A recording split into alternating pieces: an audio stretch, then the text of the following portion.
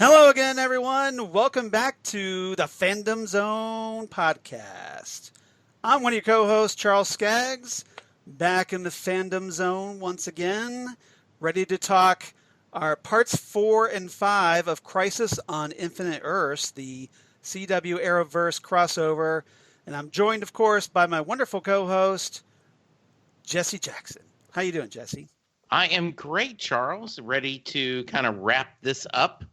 It's been a fun crossover we've been waiting for a long time, and so I'm really looking forward to talking to you about it. But we could not talk Crisis. No. Just you and I. No, because if you remember just a few episodes ago at episode 172, we were joined once again by our wonderful friend from Milan, Italy, joining us all the way thanks to the magic of the interwebs. Of course, you know him from the Whiskey and Cigarette Show and the wonderful Happiness and Darkness podcast, where both Jesse and I have been kind enough, or at least Nick was kind enough to invite us on there to talk comic book movies. So please welcome once again back to the Fandom Zone, DJ Nik. Hey guys, well, thank you so much for having me back. And yes, indeed, I'm. It's wonderful to be talking to you again. I believe it's the first time that we guys get to talk to each other in 2020. Yes, it is. So happy New Year. Yes, it is. Yes, happy New Year indeed. Yes. Exactly. Happy belated New Year, everybody. Yep. And yes, and thank you so much for wanting to have me on. It's wonderful to be here today. Welcome to the Roaring 20s, Nick. Yeah. Thank you. All right. So here at our big episode 175, we are going to talk, of course, Crisis on Infinite Earths parts 4 and 5. The final two parts of the big 5-episode CW Arrowverse crossover that ended back in December with a nice little cliffhanger, and here we are finally a month later where we get to talk about it, and which of course took place with Arrow. Episode 8 of the 8th season, and that was part 4. And then, of course, ending the storyline with a special episode of Legends of Tomorrow right before the 5th season starts. So it's essentially like episode 0 of season 5, where we talked Crisis on Infinite Earths part 5. And before we get started, I want to kind of get everybody's general feel for these final two parts. Jesse, I kind of know your thoughts on this, but let's go with you first, and just kind of give us your general reaction to these final two chapters. So Charles and I have talked. We recorded we did a Doctor Who podcast, and I'd shared with him that I was a little disappointed in the episodes. I rewatched them today. Yes. Liked them a little bit more. Good. But still, I think that the last two episodes suffered, and they were not as good as the first three. Okay. Nick, how about you? What's your general take on the last two chapters? Well, it's interesting that Jesse said that, because I kind of feel the same way. It was a nice ending, but a little bit underwhelming at the same time. I mean, I think there were quite a few threads left bare, as it were. And I think, we had this great build up to something that seemed like it was going to be incredibly epic. And I think it fell slightly flat. I loved it. I enjoyed it. I'm not going to say I didn't enjoy it, but at the same time, I would have expected something a little bit more, seeing how positive the prelude was in the first 2 episodes were. Right. Yeah. I mean, I get where you guys are coming from. I totally feel that. For me personally, I think the final 2 parts suffered from having that month-long gap. I think it kind of like took away from the momentum, that gap. I get why they did it, because they kind of wanted to have that little bit of a cliffhanger. And, obviously if you read monthly comic books, you're kind of used to that, having to wait a month to find out what happens next. But I think the momentum suffered as a result. And I think the decision to end it with a Legends of Tomorrow episode, which, if you watch Legends of Tomorrow, that show can be slightly bonkers, shall we say. And so I don't think it quite ended on the note it would have had this been, say, Supergirl or The Flash for a final chapter. Yeah, I have a question, yes. Charles. Now, did that's my opinion. No, I think that's good. But was there one committee that wrote all 5 episodes, or did each writing staff write the individual episodes? Because, in fact, in my mind, they did not feel that different. So I did not. Just because it was a Legends episode, I didn't feel like it was a little different, except for the stupid, Bevo walking around. Oh, who hates Bevo? Come on. No, yeah. Come on. It's Bevo, man. Yeah. Well, it's not Bevo. like I'm, criticizing K9 anymore. No. Yeah, That's true. yeah. That's true. So, do you know if they? Because then we would have to throw down. Yes, we would. Yeah. We've established You that. wouldn't be alone, Charles. I'd back you up. Nobody. This is K9. And my wife Lori would just take you down in a heartbeat. She did. She Do you know? She will call you out for that. All right. Yeah, I wonder, was it? Well, if you notice, the same writers. Well, it was kind of the staff writers writing each episode. Now, supposedly there was a writers' room overseen by Mark Guggenheim, who was kind of like shepherding the event. Mm-hmm. But if you kind of notice, Arrow isn't exactly known for its writing, and especially in the later seasons, like after, say, season 3 onward. The writing has been, shall we say, pretty poor in a lot of times. Every so often we get a great episode, and I'm not going to discount that. But generally, the writing has been a little substandard. And I think Guggenheim has been part of that. And so he co-writes part 4, but Legends of Tomorrow, it's a show that... it's more quirky. It's offbeat. It doesn't take itself as seriously as the other Arrowverse shows. So consequently, and I think that was carried through, where you got with things like the giant Bebo, and we'll talk about that when we talk about the Legends episode, because we're going to break down each episode. But I think there was a little too much of that Legends feel. And I don't think it was nearly as epic as it could have been in the Legends chapter, in my opinion. Okay. Not that it was bad, but it could have been, I think, a lot better, in my opinion. And we'll talk about that. So we'll get everybody's take, because I'm sure everybody's got their own thoughts about this as we run this down. So so without any further ado, then, why don't we go ahead and start talking about Arrow, episode 8 of season 8. Crisis on Infinite Earths, Part 4, that aired, of course, on January 14th, 2020. Still trying to get used to saying 2020 in my podcasts. Written by, and this was, I thought was rather awesome, written by Marv Wolfman and Mark Guggenheim.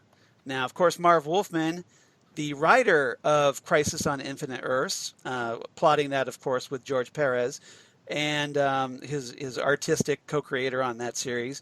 But how cool was it to have Crisis on Infinite Earths, Marv Wolfman, writing a chapter of the Crisis on Infinite Earths Arrowverse crossover? Pretty cool, I thought. I thought so. it was nice, and it was nice for that cameo. Yeah, we'll talk about that. I was looking for George, and but I'm focusing on the niceness of it. Not, I would have also liked to seen, George get a cameo. Yeah, I would have liked to have seen George Perez get a cameo as well. George has had some medical issues, if you're familiar with him at all these days. So I'm guessing that's probably why we didn't see him on screen. But I think so. So that probably makes sense. Yeah, so maybe he just didn't feel up to appearing or something. I'm sure he was asked. Yeah, I would have been very surprised because I know he and Marv get along. So I don't think there's any bad blood there, as far as I know, anyway.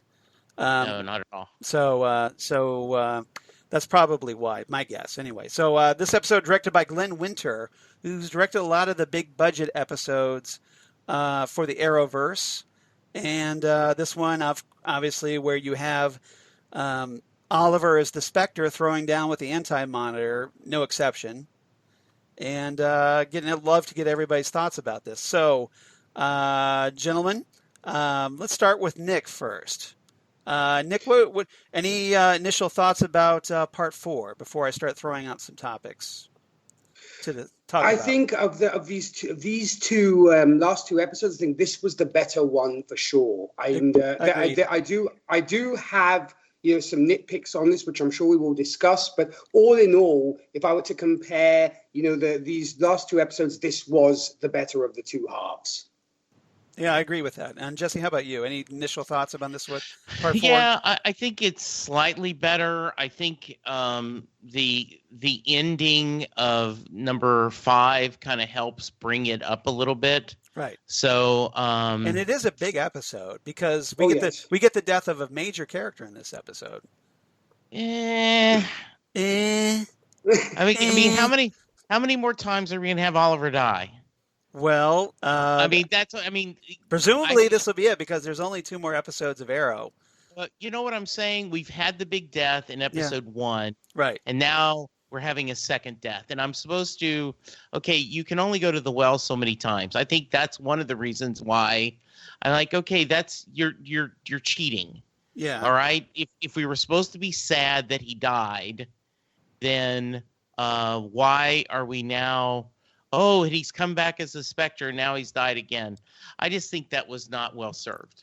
Well, if you remember when we talked our first parts 1, 2, and 3, I threw out the idea that, hey, Oliver is going to come back as a Spectre because he has to throw down with the Anti-Monitor. He has to be the one to take him down, and that's what happened.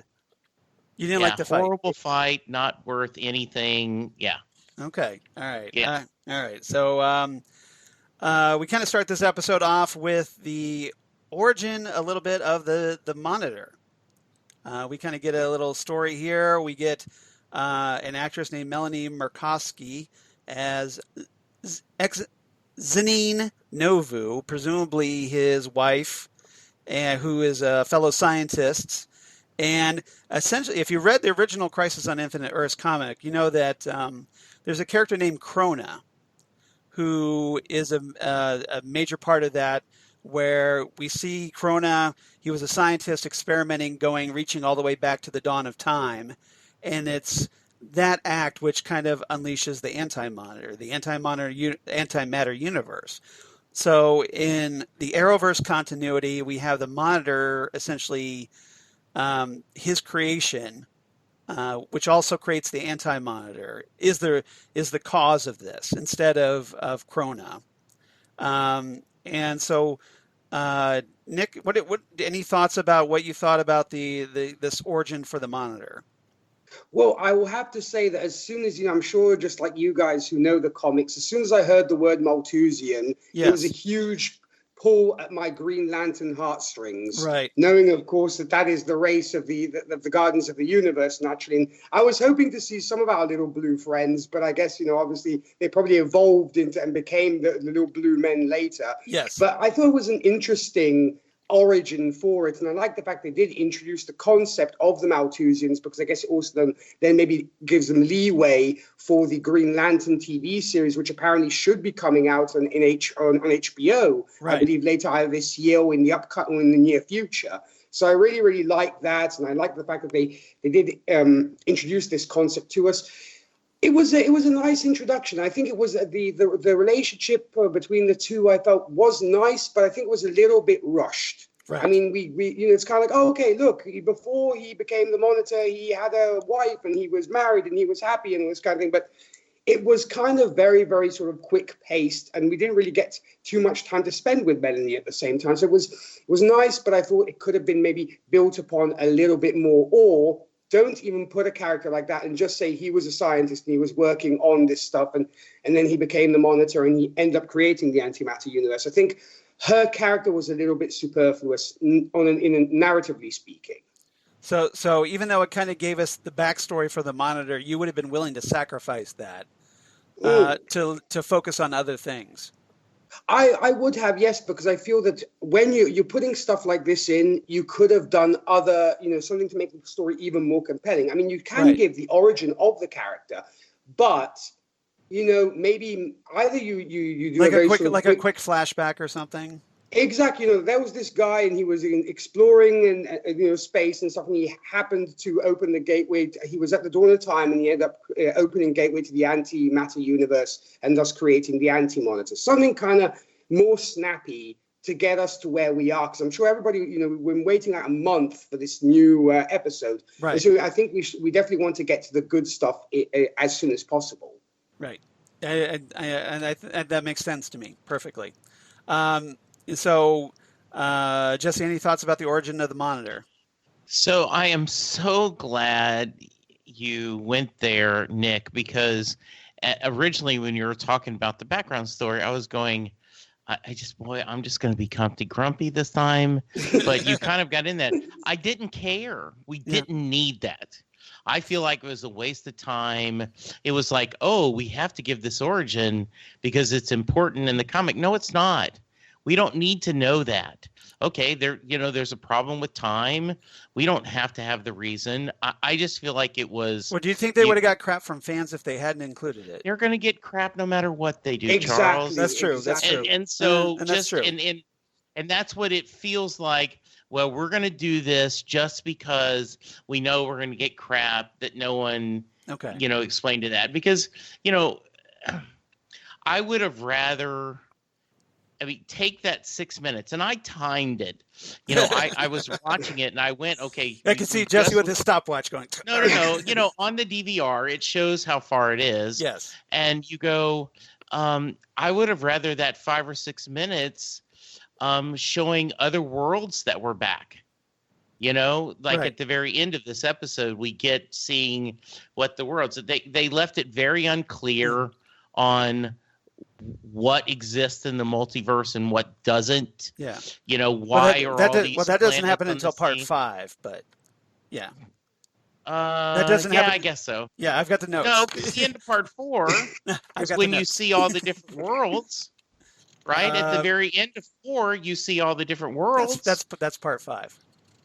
Okay. Trust me on this. That's kind of how they end things, by showing you the different worlds. Yeah, okay. This is true. Yeah. All right. Okay. So, but it doesn't matter. Neither here nor there. So, yeah, that I get your point. I get it. And so it's just, it's one of those things that could have been time spent better on other things, is what both of you are saying. I think. Yeah, I think so. Okay, and that's fair. I think that's a fair point.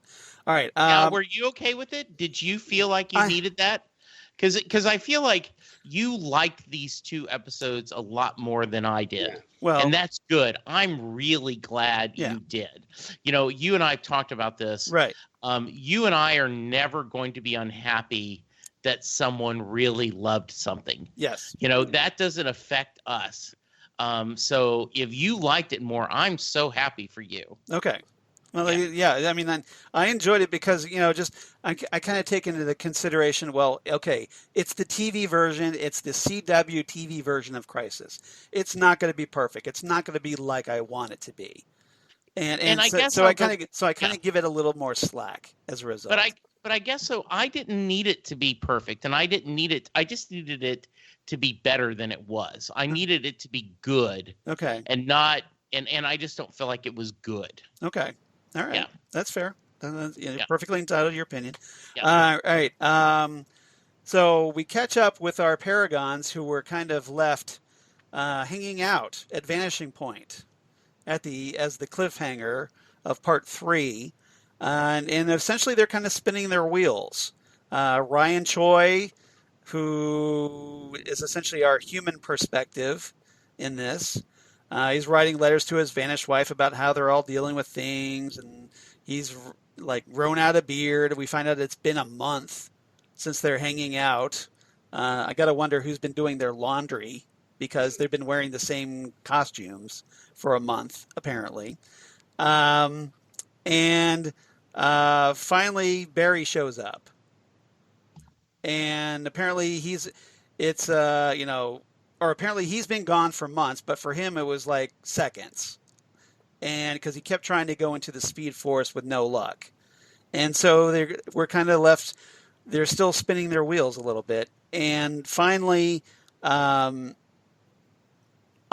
shows up as the Spectre, and he kind of reveals that the Speed Force is, hey, that's the key to saving everybody. And everybody kind of reacts to seeing Oliver as the Spectre. So any thoughts from anybody about Oliver showing up as the Spectre? I know, Jesse, you probably seemed like you had a problem with it, considering that he died, already previously. Oh no, I liked him as the Spectre. I thought that was a really nice twist. Yes. It was Green Lantern in the past. Yes, Hal Jordan, that role when Hal Jordan died. Yes. So I thought this was a really nice way. And I actually thought what you should do is keep him alive and then have him either die or continue to be the Spectre in the next 2 episodes of Arrow that we're going to see. I don't think they needed to wrap this up the way they did in Crisis. So I have no problem with him being the Spectre, and I like everything about that, and going back and seeing it, and the whole touching Barry on the forehead and like, poof, now you have extra powers. Yes. All that's nice. Supercharged. The execution, though, of the very ending, I was like, it didn't leave me. If they wanted me to be sad, it didn't work for me. Okay. All right. Nick, any thoughts on seeing Oliver as the Spectre? Well, I'm a huge fan of the Spectre, so I was very happy to see him. And I think they did a good job when it came to how Stephen Amell played this particular character, because it needs a certain gravitas to it. Right. And though we know that sometimes Stephen Amell, his acting can, it kind of is hit and miss. But yes. I think in this case, he really nailed it, because it was very straight. It was the way you'd want the Spectre to be. And all around, I thought it was really, really cool. What I got in general, when you were talking about describing the whole scene of our heroes kind of have their wheels spinning and stuff, and they're kind of just waiting around, I kind of got a beginning of Endgame vibe. Okay. As in, the world's kind of being... it's like the aftermath of what has just happened, and everybody's super depressed and stuff. And I think there are a lot of similarities between this and Endgame, especially the role that Stephen Amell and Oliver plays in this, because just like Tony Stark, he then ends up committing the ultimate sacrifice to save to save everybody. So I think there was a little bit of that. I'm not saying necessarily that they were trying to in any way copy what was happening in Endgame, but I had that probably bias having Endgame still on my mind. But other than that, I love the atmosphere, and I love big fan of the Spectre. What about you, Charles? Did you like it? Yeah, I mean, I always loved the Spectre. I thought he's been a very cool character. He was co-created by Jerry Siegel, who co-created Superman. So, it's a character that's been around a long, long time. Very powerful character. And when he's written, he can be a very cool character. And, I'm familiar, of course, with Hal Jordan becoming the Spectre during the whole Day of Judgment miniseries and that kind of like follow-up Spectre series that lasted a couple years with Hal as the Spectre before they decided, okay, well, we need him back as Green Lantern. And to kind of redeem him a little bit after that whole Parallax thing. So So it was a nice twist to have Oliver do that here in this continuity. And, like when I talked about it before, that it makes perfect sense because Oliver, since this is kind of his final saga, and the plan, from what I understand, was that it was always that Oliver was going to die in Crisis. That was the plan. And so, with the Arrow show, there's still a couple episodes left. The next episode is supposed to be like the Green Arrow and the Canaries backdoor pilot. So that doesn't really count. And I'm sure the final episode is going to be more of a kind of epilogue to the series as we kind of write out the remaining characters, and probably you'll get a voiceover or something from Stephen Amell. So essentially this is his final story. This is how he wraps up.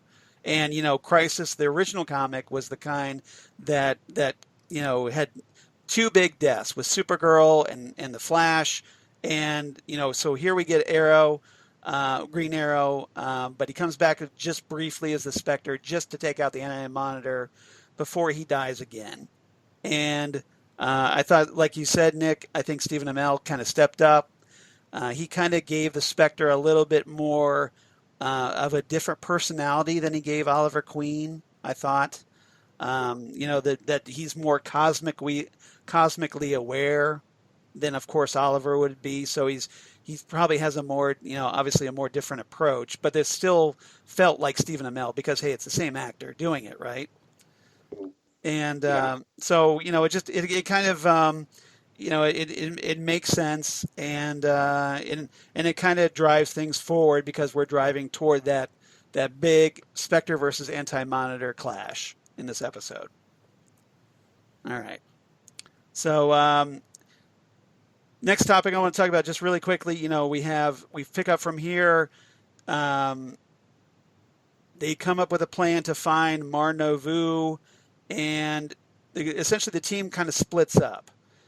We have half the team going to Maltus to try to stop Mar-Novu from becoming the Monitor, and creating the Anti-Monitor in the process, and the rest trying to that we have Barry trying to run around the Speed Force, trying to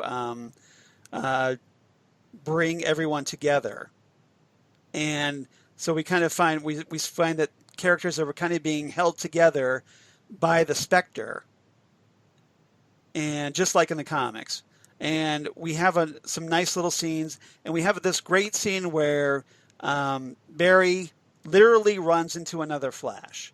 So we kind of have a Flash of Two Worlds thing, and that's a big one. It's a big cameo where we get Grant Gustin's Flash meeting Ezra Miller's Flash from Justice League.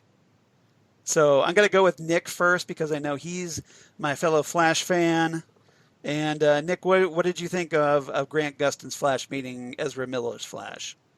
To be honest, this time around, I was really, really happy. I mean, I know that, and when we had actually talked about Ezra Miller being the Flash and Happiness and Darkness, and you had been a part of that, Charles, I liked this version of Flash. But at the same time, I was thinking to myself, he is almost surprised when the name Flash is uttered. So we're thinking he has the costume, so either he hasn't given himself a name yet, right, or he doesn't know what the heck is going on. But the two work so well together. And here I think is where also Ezra Miller's more comedic side, which was rather berated and disliked in the Justice League movie, right, shines and almost makes sense. Because here you can be funny. It's like, oh, you want a selfie, bro? I didn't know that this was a cosplay or this kind of thing. And I thought it was great fun. Yes.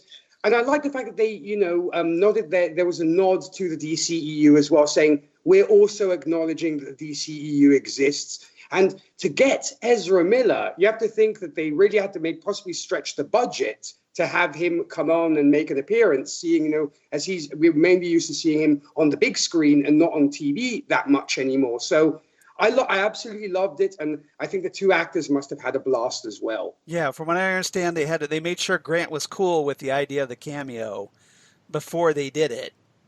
Oh. But it seems like they got along pretty well. At least it came off that way in the scene. So Jesse, what are your thoughts about that crossover? So I'm about to lose my DC badge, yes, because I did not recognize who it was. Oh wow! I was like, I guess this is supposed to be someone we know. Yes. I haven't rewatched Justice League probably in Since it came out. Yeah. So it You've didn't. removed it from your mind. No. I mean, I didn't dislike Deleted. it. So I didn't recognize him. It wasn't until afterwards when I was reading it, everyone was talking about, oh, that was the coolest cameo ever, and I'm like, oh, really? That's who it was. And so, when I watched it again today, did you appreciate it now more the second time? I just didn't. I mean, I guess it's cool that the DC universe and films is met the TV, but it just is too. It's too meta. It just doesn't. I mean, I don't know. I think it would have worked better maybe when we were doing the other cameos, like in the first 3 episodes. Right. So I was not impressed at all. It isn't something that I went, oh, that's so slick. It was like, okay, I guess that was nice. And I also, this is going to sound horrible. Yeah. I mean, how big of a actor is this guy? I mean, he's played the Flash in the JLA, but I mean, it isn't like it's, and also the Fantastic Beast movie. In Fantastic Beasts, he's had quite a few movies, Yeah. But I mean, he's not a huge name, but it's kind of nice that this is the first real crossover between the DCEU and anything else, really. And I thought this had to be like an act of God at Warner Brothers to make this happen. And so if it's from someone who's been watching this stuff, it feels like a big, at least to me, it feels like a big deal. Once again, I am thrilled. It's a big deal to you guys. That makes me very happy. Yeah. Well, and I like the fact that, there was a fun little, and that's one of my quotes, where, you've got the 2 Flashes comparing their costumes. And I thought that was fun, especially it's kind of like a little bit of a dig on Ezra's Flash costume being this clunky armor compared to Grant's comfy costume, and I thought that was rather fun. So I'm glad I appreciate that Ezra was willing to do it. I'm glad that Grant was willing to do it, and it's just a fun little nod for fans, I thought. Good. All right. So we catch up. Supergirl finds Lex, and who's apparently reveals to her, hey, surprise, I've been working on this universal domination plan, and I've got powers because, hey, I'm awesome. And there's a nice little throwdown, very quick. And then we have Barry still working around his way, looking for people. He shows up, he kind of crosses into the Elseworlds crossover for a little bit. Which was kind of nice because he's there at a scene that he didn't have a part in that one. And that was kind of nice, watching, Superman catch Lois and all that. And so that was good. Any thoughts about, the various, any thoughts about the various little Speed Force, reminding everybody, catching up with the way things are in this kind of Spectreverse? So I'm going to bring up something that I hope doesn't come across as jerky. Okay. But too late, maybe. There's an encouraging sign. Historically, yes. When we discuss shows, yes, you do not go through the plot by plot. You go through themes. Yes. Because there are themes to discuss. Yes. There are no themes in this episode. There is no topics. So you're having to go plot by plot, which I think is the reason why this is not a good episode. It has not got enough depth for us to talk about an overall theme. Instead, you're having to kind of go through the stories. And I think that's a sign of why this is weak. Okay. Well, I think because there's just so many characters and so many things going on. Okay. And maybe that's the choice. Yeah. I mean, that's the way I think I had to approach it. I mean, cool. we could break this down into like, okay. No. You're leading us. I'm just saying that's that.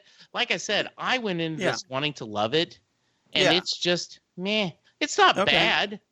I mean, Right. it's certainly it's not Gods and Monsters, you know.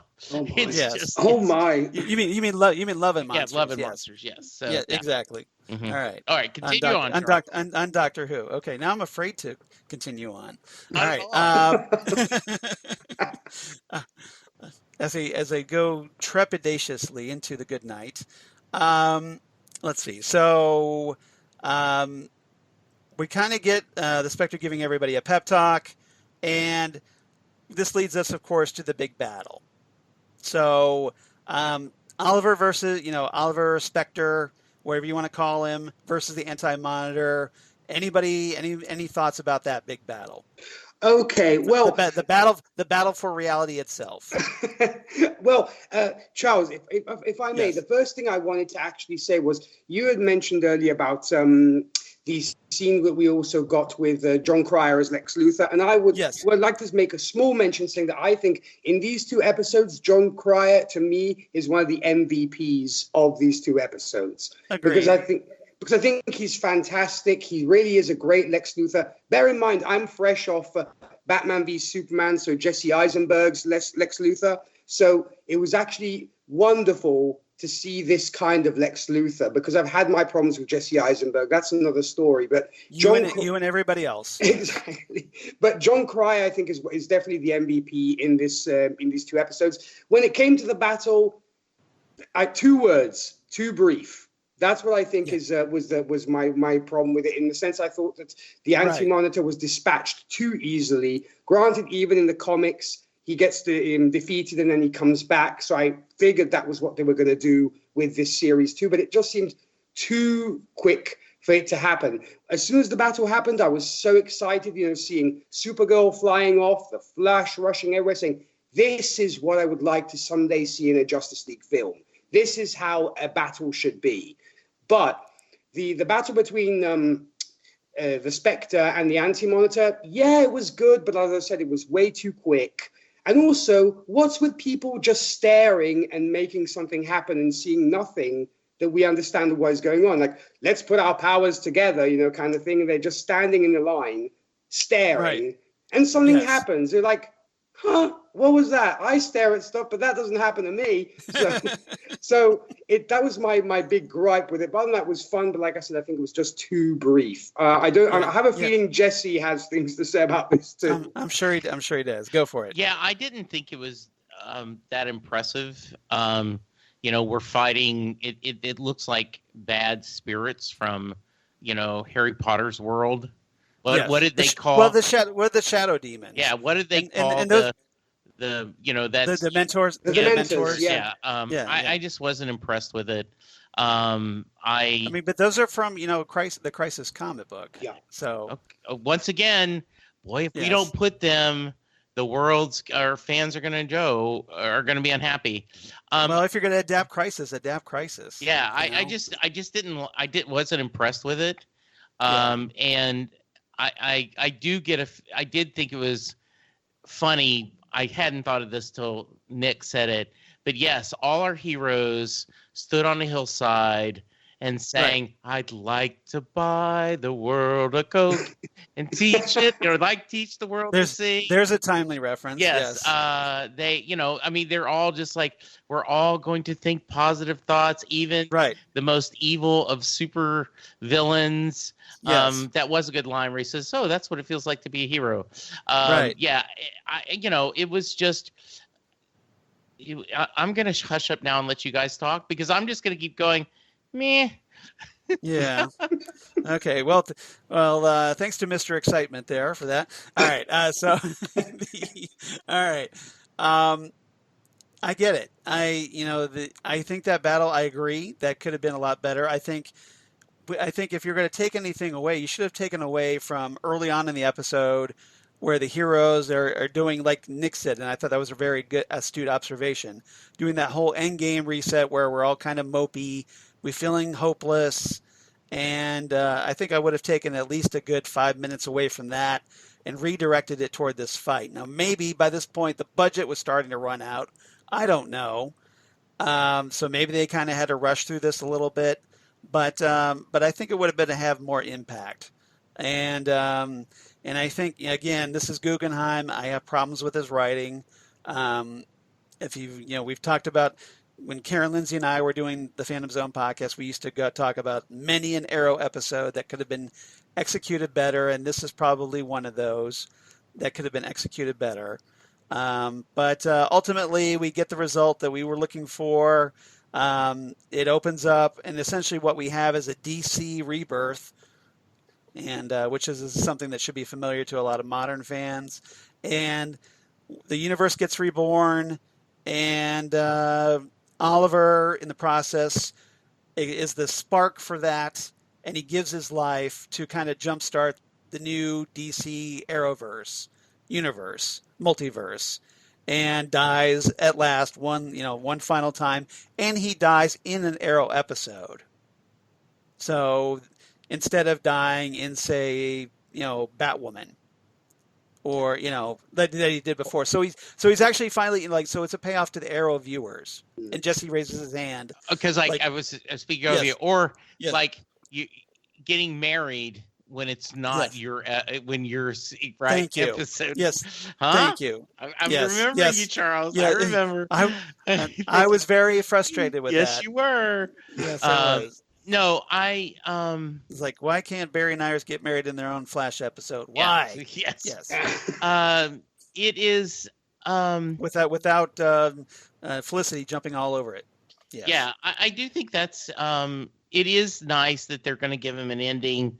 And like I said, I wasn't overly emotional with it, though I do like it. But it does seem, I am glad they talk about it, and I think it's in the next episode where the Arrow crew are all upset they weren't there at the ending. Yeah, they find out what happens, and we'll talk about that. Yeah, and I think that was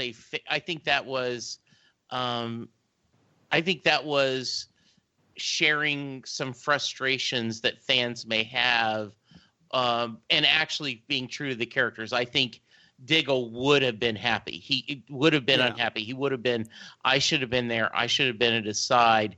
Even if I didn't make a difference, my brother shouldn't have to die alone. So we'll talk about that next episode. But it was, but he helped save the day, and and that's cool.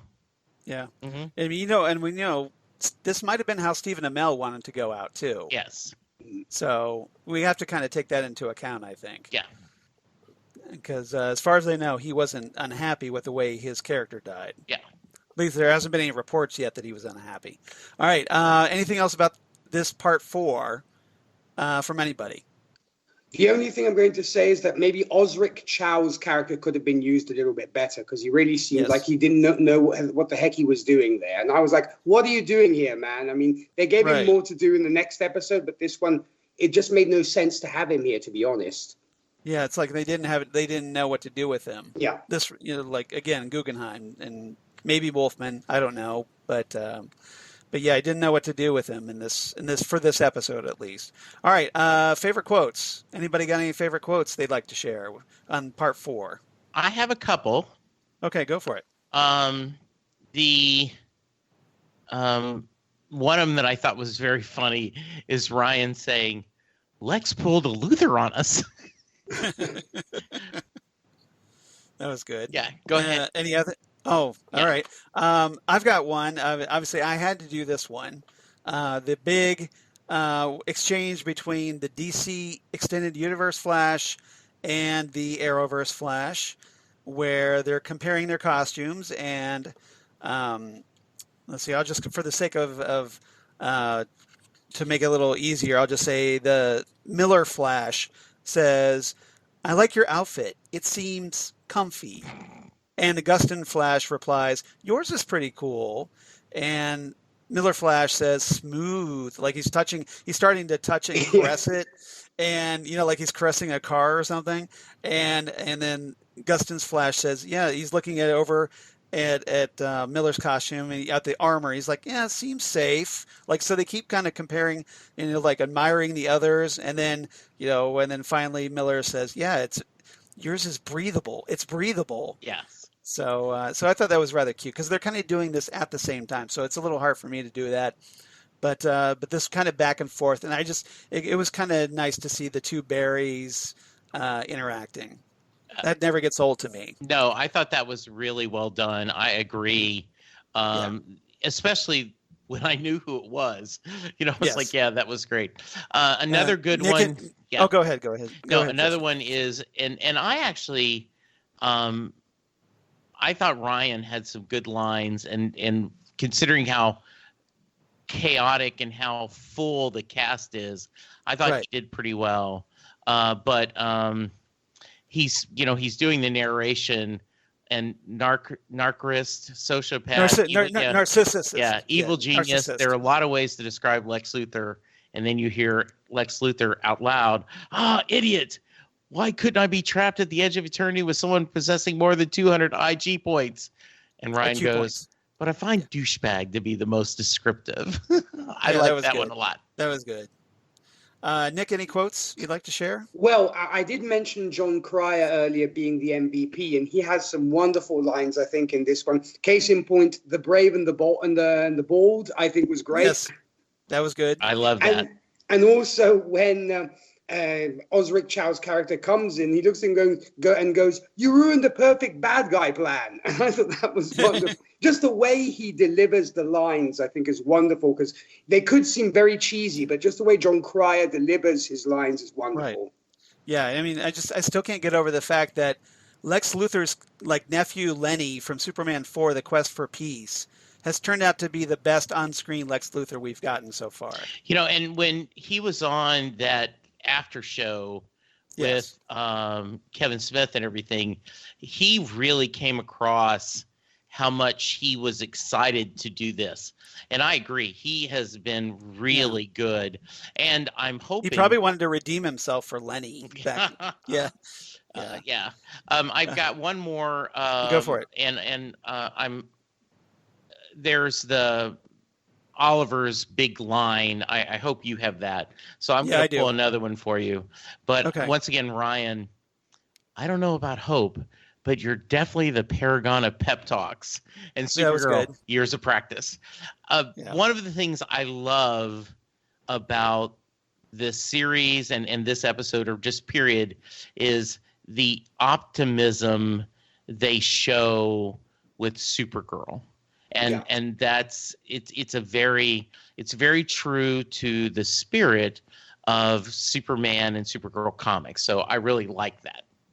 Yeah, I think so. I'm going to end with a Oliver Queen quote. If nobody else has any others they want to share, but Oliver says, "Dying is easy. The dead are at peace. The real heroes are the ones who have to keep going." That's a great quote. And I thought that was a great quote. Yeah, I did too. And I loved how they reset that well at the done. end. Yes. Yeah, as Oliver is actually dying. Yeah. All right. So Charles, we're gonna shift things up. I'm gonna let you give your rating first. Okay.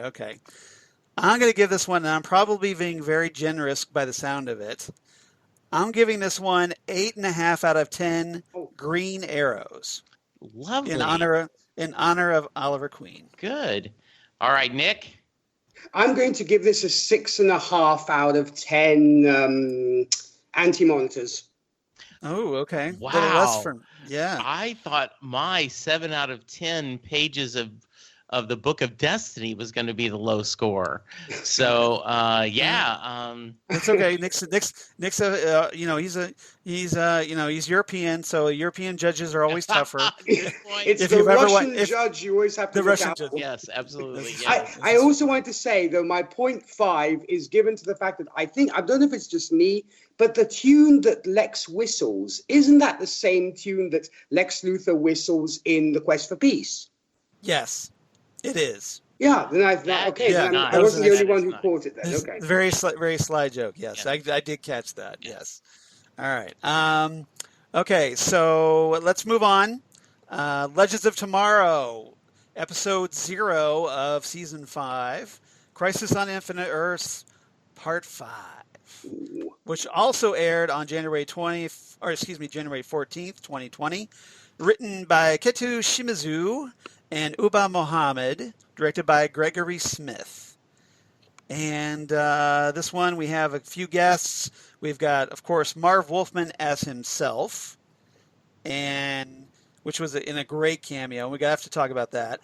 Cress Williams as Black Lightning, Raina Hardesty as Weather Witch, Raul Herrera as Sargon the Sorcerer, and, of course, Benjamin Diskin doing the voice of Bebo.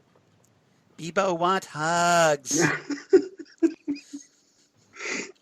All right. So, any general thoughts about the final chapter of Crisis? Go ahead, Jesse. Oh, okay. Yeah, go for it. I like this one better. Okay. Partly because of the ending. Yes. There is nothing. That was just a cool ending.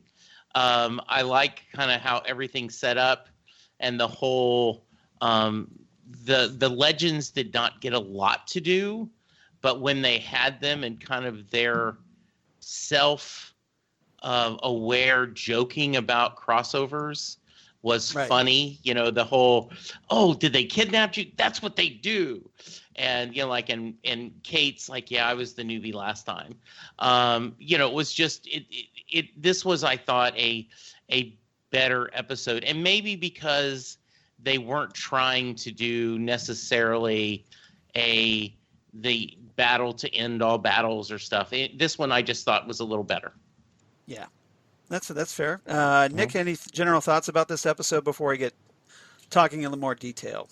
Well, just to give a very briefly, I did not like this episode as much as I liked the first one, and I will, and you know, I'm sure we'll then go further into detail about it.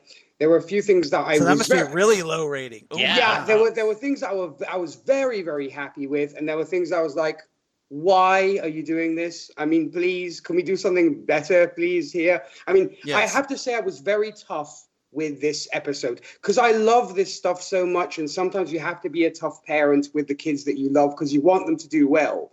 And sometimes, you know, I think it was a bit of tough love on my part. So good for you. Yeah. That's all right. Nothing wrong with that.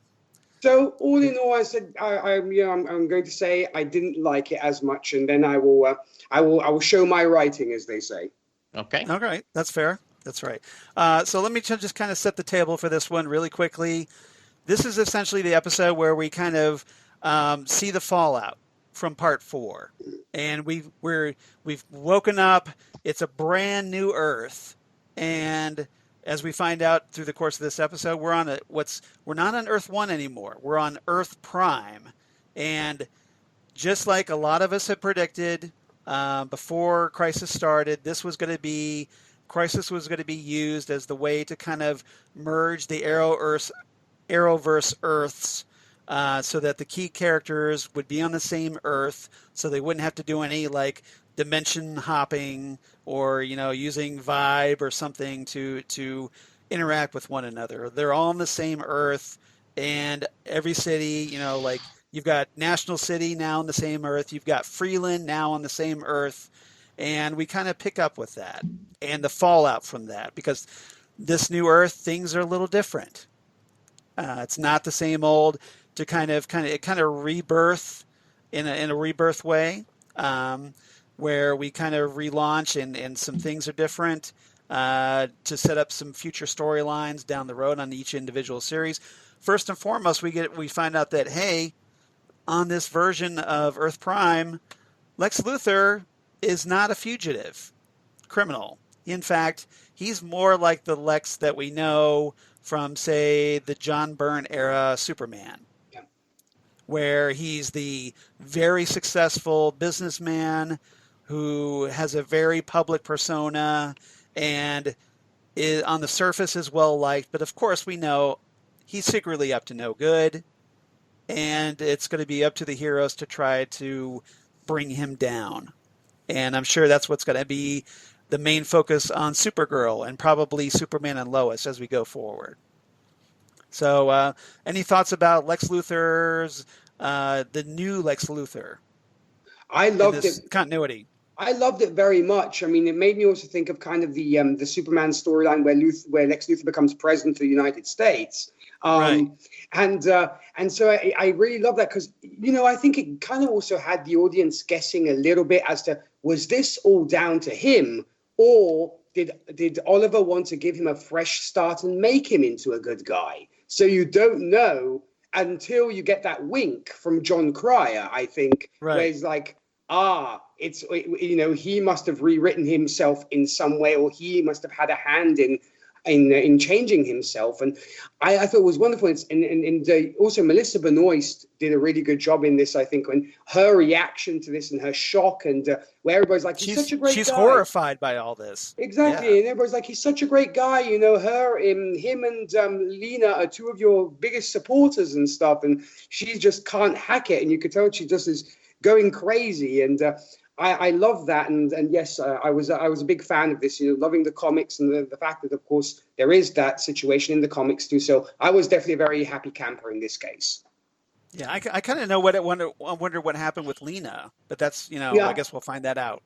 Jesse, how about you? What is your thoughts on new Luthor? I love the new Luthor. I love the kind of weak, the idea that everyone thinks he's a good guy and they admire him. And that, Kara remembers that, no, I am very curious to see what they're going to do, because one of the big storylines in Supergirl this season has been Lena being unhappy, with them. So I think that is something I'm looking forward to seeing. But yeah, I mean, I agree with you, Nick. Is this, this is somehow him having that book of destiny has been able to let him, manipulate things and do that. So we'll see what happens. But I thought that was a nice twist, and kind of gives you, as a writer going forward, something fun to play with. And it appears John Cryer is enjoying playing Luthor, and he's like, hey, you guys want me to guest star and be on this TV show? I'm thrilled to be it. Which it sounds like we're going to obviously see more of Lex. Yeah, I hope so. And he's going to be he's going to be more brought into not just like a guest star status. It's going to be like he's going to be in the forefront for a while. Yeah, and I like the idea, especially you're setting things up because we are going to have a Lois and Clark season episode. So I think it's important to have you need a Lex as a role in that. I agree. Yeah, and maybe they're going to be using him to set up Superman and Lois. We'll see. Okay. But and then one of the things we find out is that all the Paragons apparently they remember what things were like before. Yeah. And that includes Lex, because he was one of the Paragons. Yeah. And so Lex remembers what the Earth, the multiverse before. And I'm sure he's going to be using that to his advantage somehow. Yes, absolutely. And we'll see. All right. Next, we get this wonderful cameo by Marv Wolfman as a guy who just comes up to, as Supergirl and the Flash learn that, hey, we live on the same Earth now. And, he shows up as this autograph hunter. And that was a fun little cameo, I thought. Any thoughts about Marv Wolfman's cameo? Because it kind of had a purpose, at least, to let everybody let them know that they're on the same Earth now. Yeah, I thought it was I thought how perfect that the writer of the original Crisis, and so much of this mythos has been based on a lot of his work. One of the icons of modern DC writing, it was great to see him, and as a longtime new Teen Titan fan, right. I also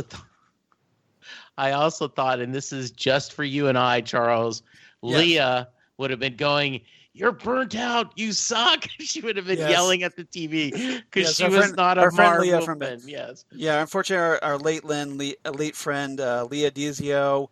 Back in the day, back in the 90s, when we were all part of the Titan Talk APA, Amateur Press Association fan group, And yeah, we had a few interesting thoughts about Marv Wolfman's writing back then. Yeah. And this was, of course, during the 90s, not during the 80s when it was with George Perez. Right. And so, but, it's kind of, he's older now, so it's kind of hard to hold those grudges, right? Yeah, absolutely. You shouldn't hold on to those grudges. No, we shouldn't. No, I thought that was really nice. And especially now that you remind me that George fighting probably some health reasons is I would have loved to have seen him. Yes, absolutely. I would have loved to, but at least Marv was able to do it. Yes, absolutely. I agree. So yeah, it would have been great if we had had both, but understandable if there's medical reasons why George Perez wasn't there. Yeah. All right. Nick, any thoughts about Marv's cameo? Well, I'm a huge fan of Marv Wolfman's writing, and he's created some of my all-time favorite characters, both in Marvel and in DC. So it was wonderful to see him. And I thought it was very also cool that they, brought him in and said, this is just the guy, who created just, a few characters that were slightly influential in the comic book world. So I thought it was nice they gave him his due. And I certainly hope that when we get the new Blade film, they will do the same thing, because Marv Wolfman, for those who don't know, also created Blade, who's one of my favorite characters. Yes, he did. And I hope we might get to see him in the new Blade film as well, because that would be really, really cool. That would be. That's a good thought, yeah. Because especially now that Marvel's got control of Blade, which is great. Now, I thought this was I love this scene, but I thought it was a kind of a missed opportunity to not have Marv going to both Flash and Supergirl. Didn't I kill both of you? It was a missed opportunity. I agree with you, Charles. Yeah, just like, aren't you dead? Something to that effect. I thought it would have been good. All right. So let's move on. So we kind of pick up, catching up all across. We catch up in Central City. We catch up with Team Arrow, and Team Arrow.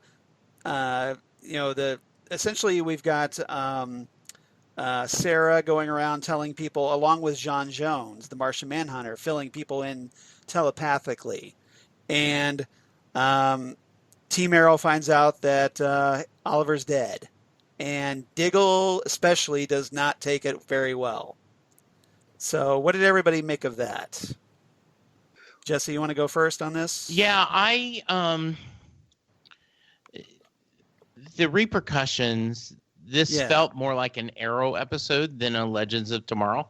And so I'm sure we will get more in the next two episodes of Arrow discussions. But I thought, despite me not being emotionally moved by Oliver's death, I still like how they talked about it and they reached it. And Diggle has been such a great character from my perspective, from the very beginning when he was Oliver's bodyguard, and how they figured it out and how they've worked together. And when once it started with one, then there were two, and then with the Felicity. I was a little sad that the real world intertwined, and the actress who plays Felicity has already left the show, so we didn't get. They talked about her, but we didn't see her. I was a little sad about that, but overall, there's just nothing not to like about that. Yeah, I'm guessing we're going to find out her reaction to Oliver's in the final Arrow episode. Yes, I'm guessing. I'm guessing so. we'll get her reaction to all that. All right. And then Nick, any thoughts about Team Arrow's reaction to Oliver's death? I thought it was actually beautiful. I mean, the actors really sort of literally acted their hearts out on this. And I thought the emotion was so tangible, and I loved it from everybody. And I am also a huge fan of John Diggle, and I sincerely hope he will become Green Lantern eventually, because I'm so hoping, because he's just a wonderful... I was hoping for that in Crisis, personally. Me too, because it almost seemed like they've been teasing us constantly, John Stewart kind of thing. It's right. But yes, I love these guys. I mean, we've literally spent years with these characters, and so they are part of our, shall we say, I don't think I say this exaggeratingly, part of our extended family almost, so yes. I really sort of felt for all of them, from Dinah to Renee to everybody. It was just wonderful. And you could tell that they were really, really sad. And I think maybe also in the back of their minds, they're also thinking, this journey is coming to an end for us as actors too, because, it's Arrow is going to be ending. And so some of these characters we might not see again, some we might, some we not. But I think they're also thinking that too, that it is almost a journey coming to a close. So it was very bittersweet, and I thought it was one of the highlights of this episode. Yeah, I thought David Ramsey did. Yeah. I thought David Ramsey especially did a great job as Diggle, his reaction to finding out about Oliver. Oh yes, yeah, I agree, absolutely. And hopefully we'll get a little bit more of that in the final Arrow episode. All right, we obviously next thing that happens, we get a giant Bebo attacking the city, where things take a very Legends of Tomorrow turn. Turns out it's just a diversion for Sargon the Sorcerer robbing a bank, and he gets quickly taken down. I don't know if we need to spend any time on that. I just want to say, as much as I was harassing that. Yes. There is something beautiful about that. About to see a giant stuffed Bebo doll running, rampaging down the main street. Yes, it is. I laughed so hard the first time they did it on Legends, and then here I was like, I couldn't believe they did it again. I was happy to see Sargon, from the Golden Age, and although he's a villain here, he's a villain. Yeah, but in the comics, obviously he's a hero. I don't know if you're going to talk about this, but by far one of my favorite things about Legends is Roy has become the Jane Cobb character in this, and McRory, I'm very prolific, where he has ended up being this romance novelist, outstanding romance. Just there's nothing about that I don't love. I just smile at that. It never gets old. And to see him signing away as Rebecca Silver. Yeah, I that is actually one of my quotes. His nom de plume. Yes, absolutely. All right, Nick, any thoughts about Bebo before we move on? Well, I just felt it was, I think how I feel and how Jesse felt about this. I thought it was kind of filler, the whole Bebo thing, and they could have done something else instead of giving us Bebo. But I suppose I totally agree. Being a Legends episode, they had to say, we just want to remind you this is a Legends episode, so guess what? We get Bebo. And I thought to myself, what a way. I mean, I hate to be so mean because I really love this stuff, and I don't want to, upset any listeners or make them think that I don't love this stuff. But I was really I thought it was one of those filler tracks on the great album. That was my thought. But yes, when it comes to Dominic Purcell, I mean, I love the man to bits. He's always been my favorite Legend. And I was so glad he was there because he always gets so many chuckles out of me. He was the good part of the comedic, should we say, part that we got in this episode, because Bebo we could have done without, and we could have done something else because it doesn't lead anywhere. That's what kind of irritated me. Yeah, I love Giant Bebo, but we didn't need to see Giant Bebo in this. Let's focus on the Crisis stuff. Well, it's almost like they were like, hey, we want everybody to get a good taste of Legends, so they'll stick around for our season. And as opposed to telling the Crisis story. And I'm gonna. I don't mean this in a bad way, but with, the rumor right back in the day was when the Beatles recorded albums, and we have to give Harrison George a song. It's like, and George Harrison is a very talented songwriter, and you show all four of them how successful they were. But it's the idea, well, it's a Legend, so we got to do something silly instead of let's just because you had that in the vibe of the people, it's a crossover, so you had that feel. You didn't need that necessarily, I think. And so we kind of pick back up with the Crisis thing because, hey, it turns out, surprise, the Anti-Monitor's not dead after all. And we kind of had to do our little homage to the Crisis on Infinite Earths number 12 cover, where he had all the superheroes attacking the giant Anti-Monitor. And so that's what happens here. And, so he grows all giant-sized. And there's a little bit of a throwdown. It's over pretty quickly. As Ryan Choi, this is where Ryan finally steps up. He comes up with his plan like, hey, we'll just shrink him into the microverse, and that's how we'll deal with him. Because he'll be really, really tiny. And so the plan goes off. They are able to shrink him down.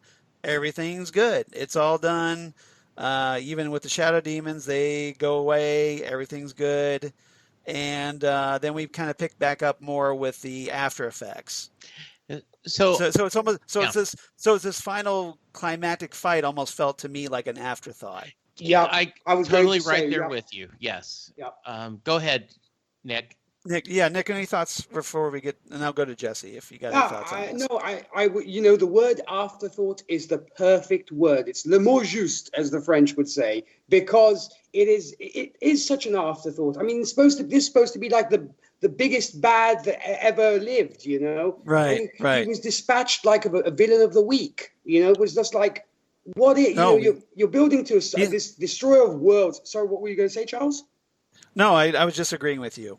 Yeah, go ahead. This is like, as I said, it's like the Thanos of DC, even more so. And yet they beat him so easily. And it's like, yeah, villain of the week, really. That's the vibe that I got. And you'd think that the stakes would be a little bit higher instead of these, everybody kind of rushing around him and kind of, beating him and stuff. You think they would take some sort of a beating, yet they don't. Just kind of rush around saying, oh, what can we do? What can we do kind of thing. And you don't feel that the stakes are high. There's not really much tension. Even when they come up with the bomb to miniaturize him, it just seems over just way too quickly. There's just no energy, as it were, and no sort of stakes. That was my main gripe with this. You're just kind of going, that happened. Yeah, exactly. Yeah, and I don't know, maybe it has been a long time since I've read Crisis.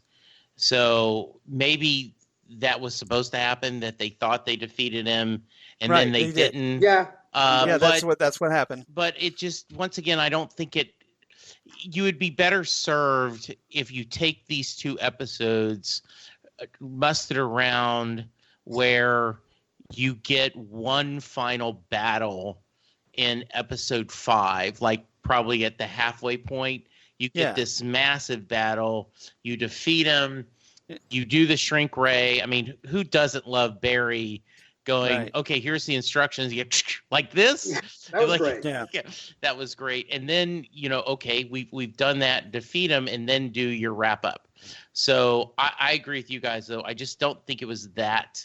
It wasn't, it doesn't flow as well. And I think that's one of my, we have to have 2 battles with the Anti-Monitor, and neither one of them I thought were that impressive. Yeah, and again, that's, I think, partially because it's a CW Arrowverse budget. Right. But so the ambition kind of exceeds the production capabilities a little bit. Charles, for me, character is what drives this thing. And so there is a way to do this better. There are, originally Game of Thrones was going to talk about they were never going to show the battles. Yes. So there is better writing you can do to deal with your strengths and kind of downplay your challenges. So fingers crossed HBO does a Crisis on Infinite Earths series like they did Watchmen. There we go. Yes. Because that's the Crisis that we all want and need and deserve, I think. Yes. Amen. All right. Okay. All right. So let's see. So we get more After Effects. The president addresses the nation, does a nice little tribute to Oliver. So he's publicly redeemed in the eyes at last. And I thought that was really well done. I was wondering who the actress was. I kept thinking this should be and I had to look her up. She's been in a couple things. Nothing like it wasn't a cameo. She's certainly decent could have been a actress. cameo. But I was kind of hoping that it would have been. I would have liked to had some kind of cameo. I think that was a role that was dying for someone of significance to be the president. Would have been nice, at least from my point. Maybe whatever scheduling didn't work out, so they kind of fill in actress. I don't know. Yeah, she did a really good job as president. So that was very nice, little touching. We find out that the Diggles have 2 kids again. So baby Sarah exists in this new Earth Prime. We have Lois telling Clark to get home to their sons, plural. And I'm kind of wondering what's up with that, because we kind of figured, well, John Kent, the current Superboy, was one of them. So who's the other? Yeah. And it's going to be an John and interesting Jordan, question. I would guess. Jonathan Kent and then Jordan, like Jor-El. So maybe we'll find out. We'll find out. Yes, I wonder. So we have Super Sons. Which I'm happy about. And my mind goes to, how does that do that? How do you not remember? And then how do you remember that? And I can't remember what movie or what novel I wrote about that said they explained that you could remember both timelines kind of in your mind, depending on which one you focused on. And then sooner or later, you just get used to the current storyline. Yeah. So John will always remember now that he has the 2 children, that Kal-El will remember they've got the 2 sons. And so I'm excited. Well, because they weren't part of they weren't one of the Paragons. So as far as they're concerned, this is the way things have always been. So then why did... Because I think that was an error. Yeah, okay. It was. Yeah. That Lois telling Superman and him seeming surprised by that. Yeah. Okay. I think that was an error because he wasn't one of the Paragons, remember? Okay. Exactly. So maybe that was like some of the rewrites. They didn't catch that. Okay. I'm guessing. Okay, fair enough. All right. And then we finally get this big, nice little voiceover from Oliver, where he's introducing and explaining the new multiverse. And this is where we get to see all the new Earths. And so we kind of focus, and I'll do the rundown here. So we focus on Earth 2, which is where Stargirl and the JSA are. So we have the Justice Society on Earth 2 at long last. So they fixed that problem. And that's obviously going to be explored on the Stargirl series that's coming up. So there's not much to add, but I just want to fanboy a minute. How cool was it to see the long shot of the different, the Justice Society characters, right? We're going to see them on Stargirl too. Yeah, so. But how cool was that? It was like, yeah. It's like you may not be excited about Stargirl, but it's got the JSA in it. I'm excited about Stargirl. I think that gives me a reason to be excited because I'm a big JSA fan. Yes. We find out that Titans are on Earth 9, so which is they kind of established that in Part 1, but now they kind of reestablished it. Apparently, the Green Lanterns are now on Earth 12 because we got a shot of Oa. So I'm sure Nick was pretty geeking out about that. Oh, I was so happy. And also to have the guts to recognize the Green Lantern film. Very few people would do that. Right. Yes, it's like they actually used footage from the film on that. Yeah. So that was good. Swamp Thing, turns out he's on Earth 19, but hey, his series is canceled, so sucks to be you, Swamp Thing. The Doom Patrol, they kind of established that the Doom Patrol and Titans are now on separate Earths. So presumably that's why I know on Titans, when Beast Boy has his flashback to the Doom Patrol, we got to see the original Bruno Bashir chief, as opposed to the Timothy Dalton chief. So there's a different Doom Patrol on Earth 9 apparently than on Earth 21. And then of course Earth 96, we find out that hey, Brandon Routh's Superman is back. And this time, his Kingdom Come Superman has been redeemed. He's now rocking the red and yellow chest emblem as opposed to the red and black. So that's kind of cool. And they did a wonderful homage to Christopher Reeve flying over the Earth and resetting that. So I thought that was nice. The only thing missing was him, like a lot of times he would salute or something, but yes, well, he just kind of waves, like, yeah, that was so smile.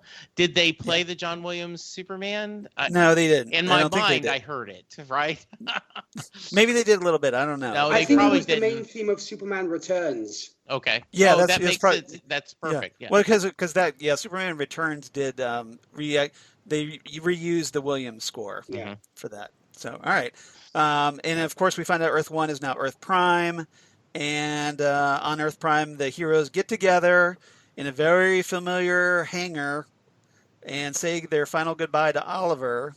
And they have a nice little Oliver shrine, and he's got his glass costume in a glass case that I'm sure Kate Kane, she looted the Batcave and got one of those glass cases that Bruce always has for costumes for dead heroes, and used that. And and then Barry reveals, hey, we've got a table, and this is a place where we can hang out.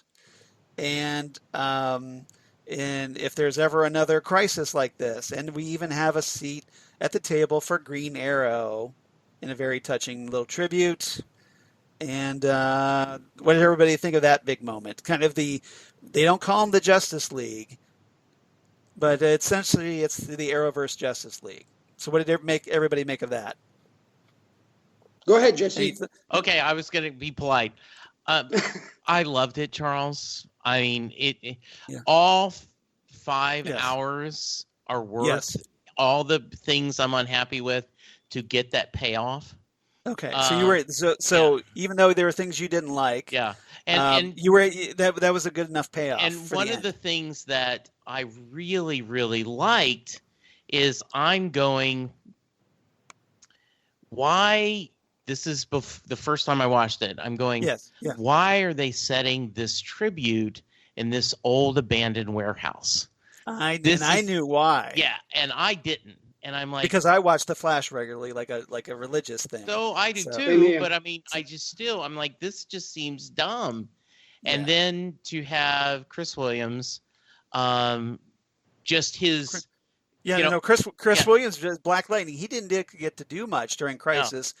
But thankfully, he's there. He's got a seat at the table. Yeah, and because hey, he's got a TV show. I love that scene where he just I didn't know him, and he silently kind of takes his fist and pats Barry on the shoulder like, man, I got you, man, I got you. Yeah. And then the whole how often could this happen? Like, more than you think. And, Kate going, I was the rookie last time. And to see all of them have their chairs with their emblems and they're all included. And Sarah is there. And you're like, okay, everyone has a place. And Superman is just smiling and thrilled. It just is a great. So we have both Superman and Supergirl in this Justice League. Yeah, and I just loved it. I was so happy with it. I've gushed enough. Nick, how about you? What is your thoughts on this great big moment? Well, I have a lot to say about this. Before I do, what I really want to say was I have a feeling that they decided to cast Eileen Pedd as the president because it was a tie to Smallville, because she was Lana Lang's stepmother in Smallville. So I think that's why they chose her as the president. Oh, okay, good. Because probably in absence of Tom Welling and the other Smallville ties, I think they wanted someone from Smallville, so they went with, I suppose, Lana Lang's adoptive, or should we say, stepmother. Okay, good. Interesting. That said, I love this scene so much. This is the scene that I think redeemed the episode for me, because I think it was kind of the moment we were almost all waiting for, is to kind of, get everybody together, have them sitting at the table, seeing all your heroes, side by side kind of thing was just beautiful. And heck, I've got to get myself one of those chairs because they look gorgeous and actually look pretty comfy too. So I think I might actually, if they ever sell them, I might actually end up making one because they're just beautiful. I thought it was such a wonderful, heartwarming scene. So absolutely love this to bits. All right. And I thought it was great. It's obviously this big moment It's kind of nice. It would have been nice if they had said, okay, we're going to call ourselves the Justice League or something, or at least they should have said, hey, we need a name maybe, but hopefully we'll get that at some point. If not, we don't, but it was cool to see them there, and I was glad that we got to see characters like with White Canary gets a seat at the table, even though she's usually traveling across time with the Legends, and it was great having Black Lightning there, and it was just this great moment. And then they go to the exterior, and of course it looks a lot because that Star Labs facility. There was the joke because it was it looked a lot like the Super Friends headquarters, Yes. The Hall of Justice, and so they start playing the Super Friends theme music. And then they cut to, and this is where I thought they shouldn't have done this. They do this little nod to setting the table up, revealing that, I hear something. What is that in the roof or whatever? And they hint that, it's Gleek. Yeah, the blue monkey. And I'm thinking, why did you end with that? Yeah. Why didn't you just end with the table? And just pull back from that, or end with the exterior, and then have this dramatic buildup and end there. But no, because this is a Legends episode, we have to make it wacky, and so they did Gleek. I had not thought about it being a Legends episode. That's why they did that. I just thought it was a really bad decision. I took away from the big moment. I agree with you. I thought, and I really, as you saw, I'm applauding Charles as he's talking. I think I agree with you. If for once, if we're rewriting this often, how much I love you. Yes.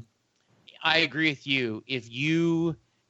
What would have been perfect is everyone smile. You cut to the outside. You see it's the Super Friends. It looks like the Super Friends, and you hear Barry or Kara or someone say, well, are we going to call ourselves anything?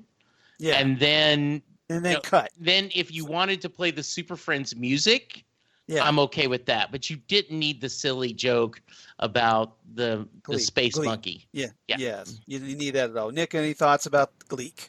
I agree with that too. I think Gleek, there was no point really in putting in, but I suppose as you guys were rightfully saying, it is a Legends of Tomorrow episode. So they wanted to put in the comedic element.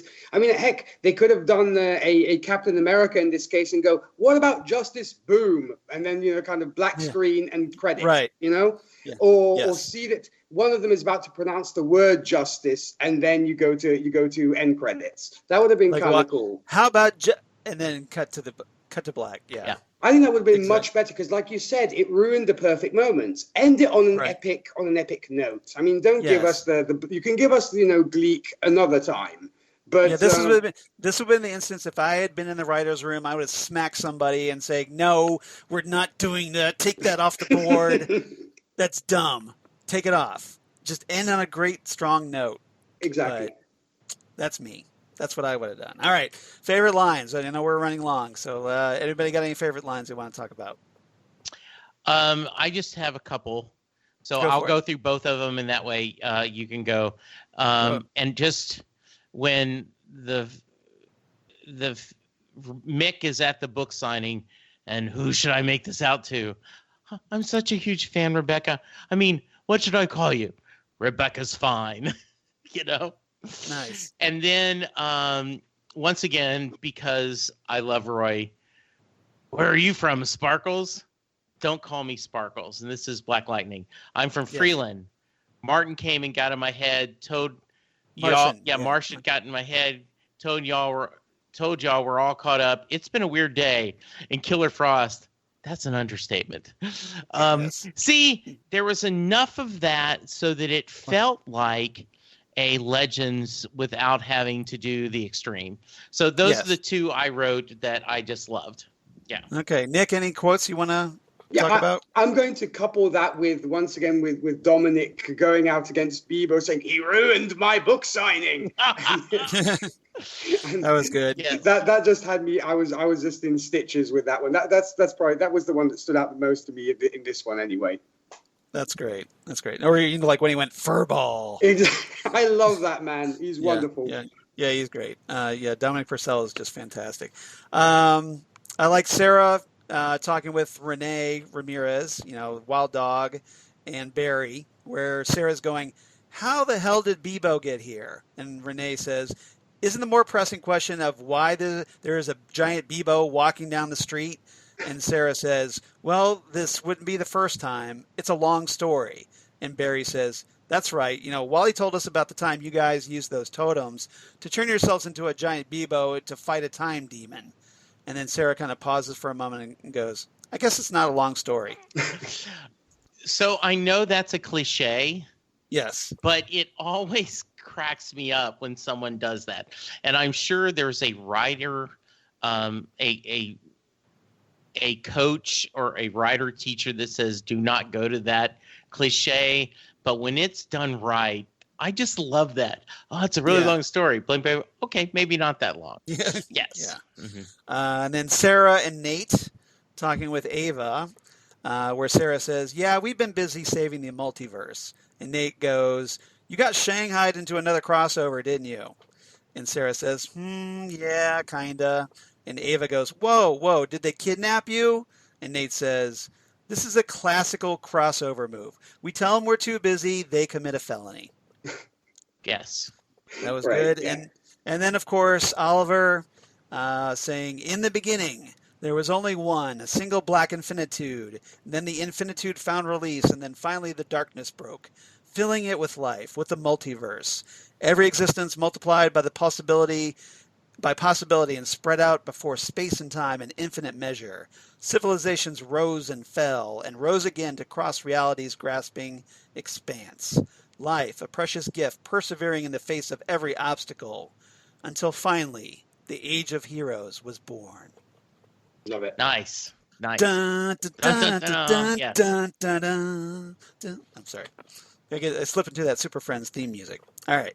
I missed your singing, Charles. Thank you for that.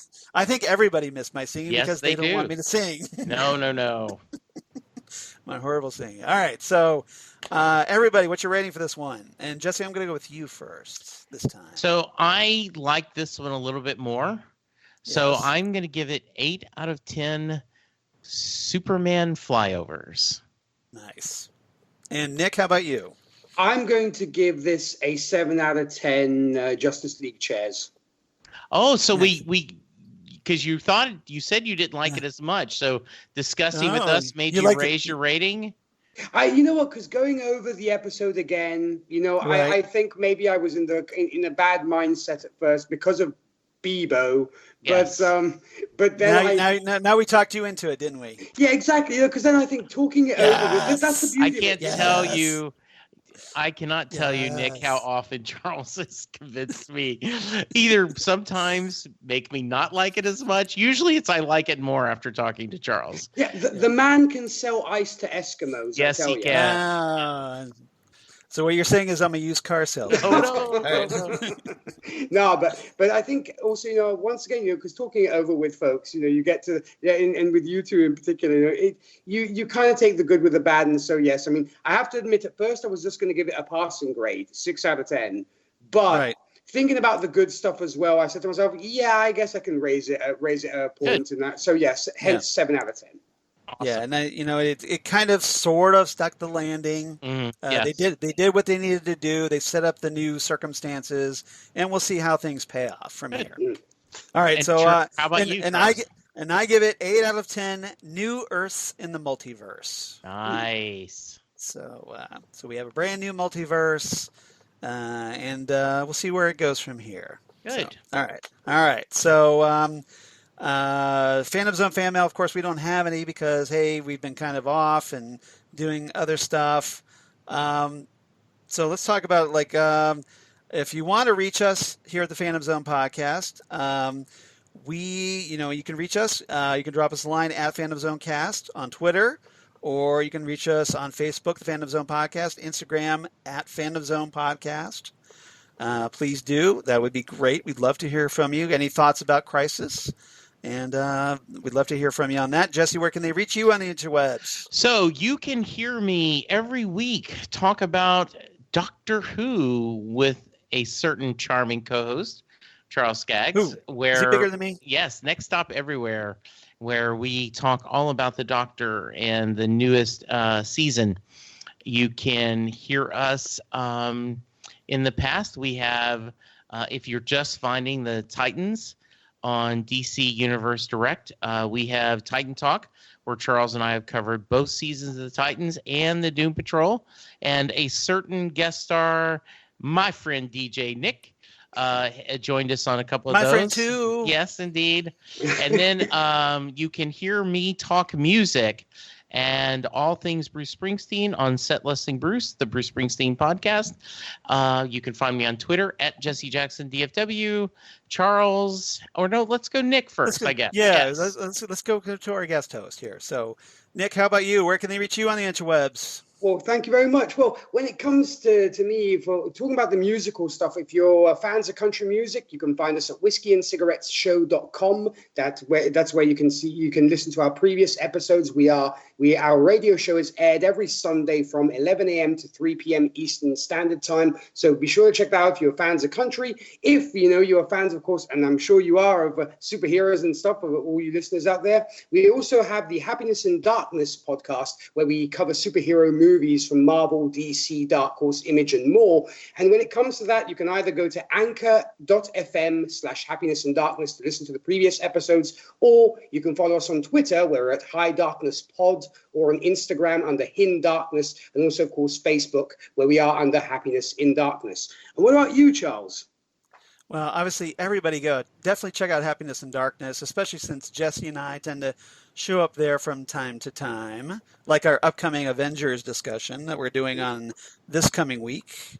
So as for me, of course, at Charles Skaggs on Twitter, at Charles Skaggs on Instagram, Facebook, of course, Charles Skaggs in Hilliard, Ohio, and my blog of geeky things. Damn good coffee. And hot. Damn good coffee and hot, where I talk about all the stuff we talk about here on the Phantom Zone podcast, all kinds of comic books, sci-fi news of my other podcasts they do for the Southgate Media Group, including the aforementioned Next Stop Everywhere, the Doctor Who podcast, and Titan Talk, the Titans podcast, and also Ghostwood, the Twin Peaks podcast they do with Zan Sprouse, friend of the show, who also the wife of comic book artist Chris Sprouse, where we talk about all things Twin Peaks, David Lynch, etc., etc. And everybody, thank you so much for listening to our crisis discussion. We had a ball. It was very nice to have this part 2 for our big 175th episode of the Phantom Zone. Jesse and I have no idea what we're going to be doing next for the Phantom Zone. We're kind of we're waiting. I know Jesse. I sent this list to Jesse of like all these cool shows coming up. So if there's anything you want to talk about, I thought I'd throw that out there. We'll see what he nibbles on, if any of them. And if not, we'll see you around. We're going to be on, our other podcast, Next Stop Everywhere.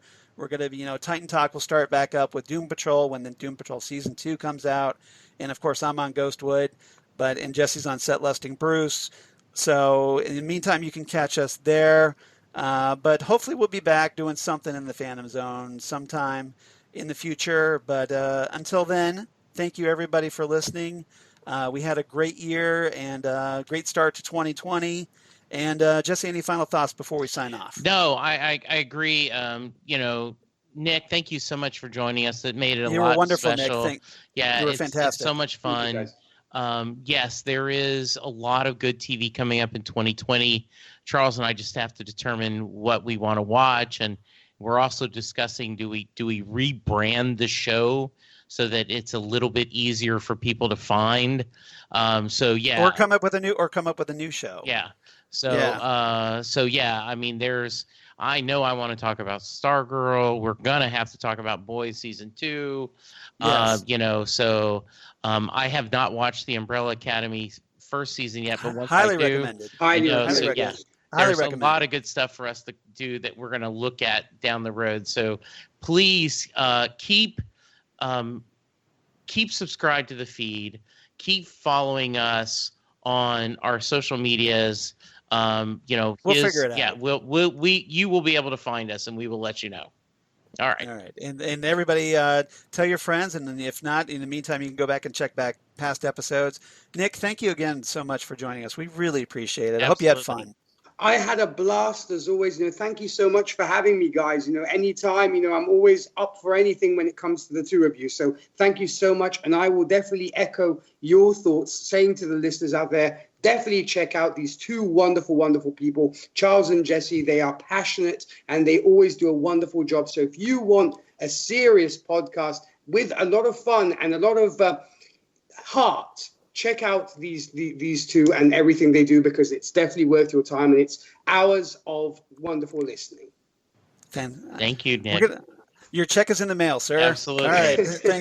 Thank you again, everybody, for listening, and we'll see you next time, whenever that is, right here on the Phantom Zone podcast. Goodbye, everybody. Bye.